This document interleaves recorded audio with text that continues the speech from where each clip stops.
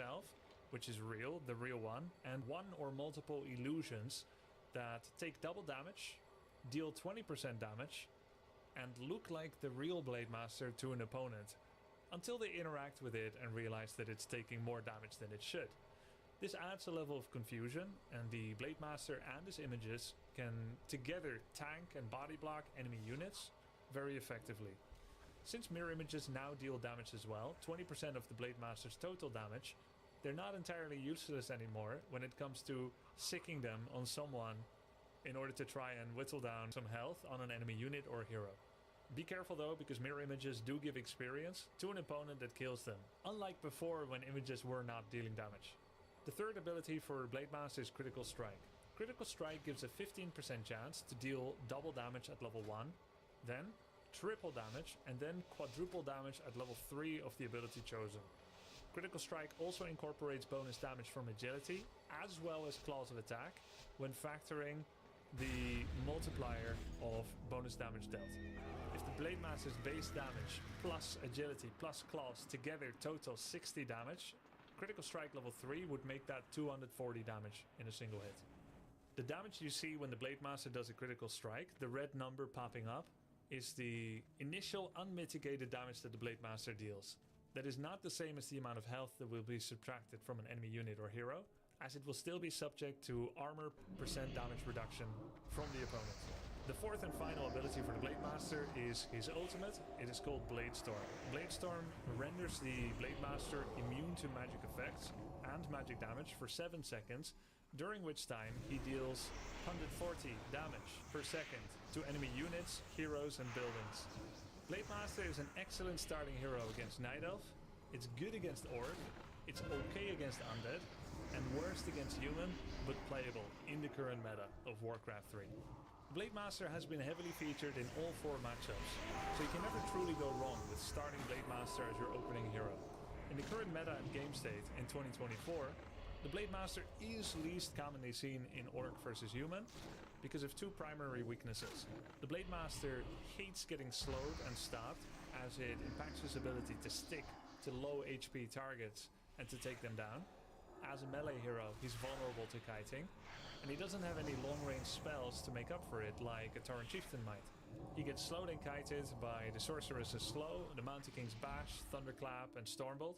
Additionally, early game against Human, the Blade Master struggles to deal impactful economical damage, as many humans will create a full wall off with their altar, farm, town hall, farm, barracks that the Blade Master cannot squeeze past. Something that the Farseer can do via his Feral Spirits, which have a smaller collision size than Blade Master, and therefore the Farseer can propagate real economic damage against the human opener, which is a very integral part of the Orc versus Human game plan, as humans tend to run away with the game if they're left to their own devices doing whatever they want. Humans can fast build buildings, which also extends to an expansion town hall, and therefore you want to do as much lumber damage as possible as an Orc starting in the game, rather than going off doing your own thing in general. The Blade Master struggles to do that effectively.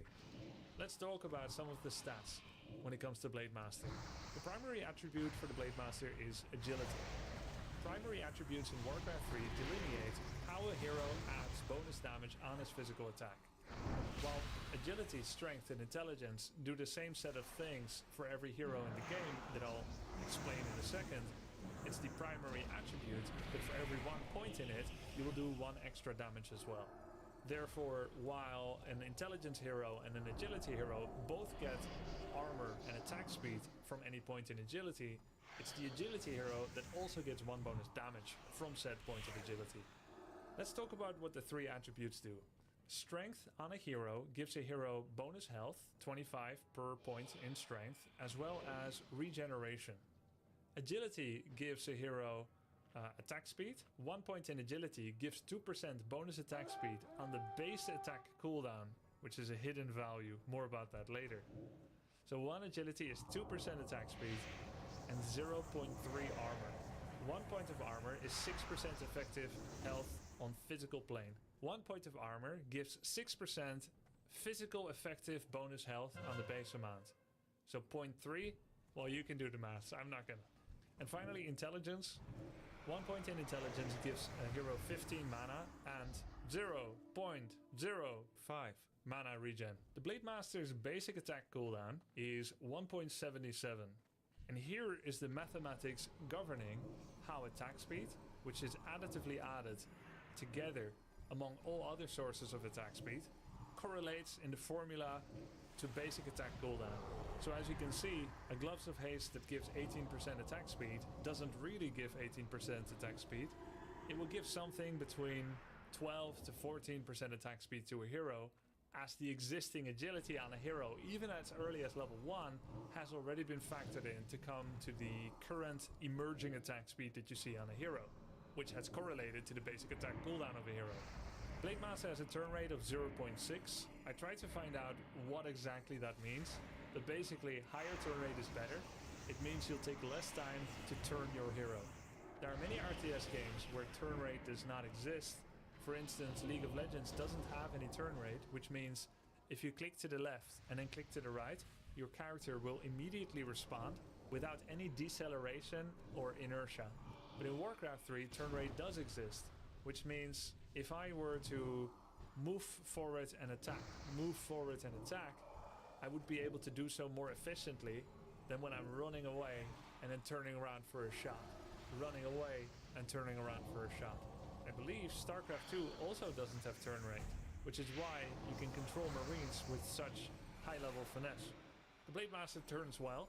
All other Orc heroes have a turn rate of 0.4 as opposed to the turn rate of Blade Master of 0.6.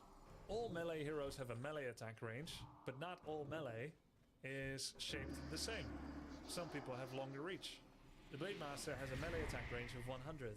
By comparison, Tauren Chieftain and several others have an attack range of 128. Ranged heroes have 600, which would help to put in perspective the difference of 100 to 128. It's pretty small, but it's noticeable to an experienced player. Blade Master has a standard sight range of 1800 by daytime and 800 by nighttime. His movement speed is 320, alongside with other agility heroes such as Warden and Demon Hunter, which makes him faster than strength heroes and intelligence heroes, not counting any other movement speed bonuses. 320 is also the highest hero base movement speed that you can have. His starting armor at level 1 is 5. This is relatively high. The lowest starting armor is on the Alchemist, who has only 1 armor. You may notice that the starting agility on the Blade Master is 22. 22 armor times 0.3, which is a correlation I've given you before, would come out to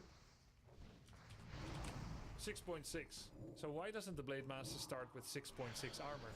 Well, that's actually because every hero in Warcraft 3 has a -2 armor starting rate before factoring in their base agility at level 1. So every Warcraft 3 hero is -2 in armor, and then you take their starting agility, multiply it by 0.3 to get their starting armor. So while Blade Master has 5 armor, it really is 6.6 minus 2, which is 4.6. So Blade Master has a 4.6 starting armor, but anything 4.5 and above is rounded up visually to 5. At least at the starting amount of armor. After you start adding agility-based armor, you can see decimals, but not for the base armor that you start with. Blade Master's starting stats are 18 strength, 22 agility, and 16 intelligence. He gains 2 strength per level, 1.75 agility per level, and 2.25 intelligence per level.